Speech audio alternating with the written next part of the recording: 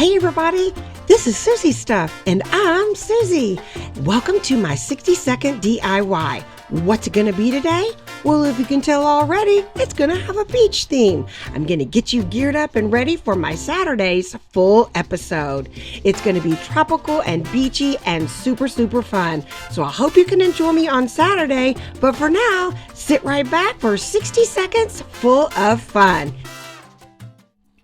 All right, beach lovers, the clock has started, and here are all of our supplies. All you need for this simple project is some Epsom salt from Dollar Tree, a little galvanized bucket, a little nautical piece, some kind of shell, I had a starfish, and some old sticks that I've been collecting outside. And all you do is just pour the Epsom salt in your bucket. I wish I had a tad bit more, but I just used what I had.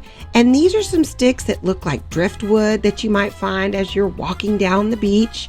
I wanted to use some more, and it is storming outside right now, so I am not going to go get that. And I just wanted to put some little more small pieces, but this turned out great for now, but I will add some more.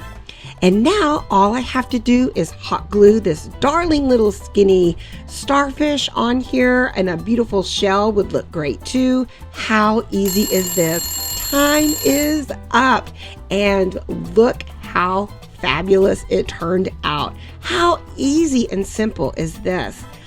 I love driftwood and just beachy pieces. They just remind me of relaxing in summer and no care in the world. And so I hope you love it too and can pick up all these pieces at Dollar Tree and put yourself together a wonderful little bucket of driftwood.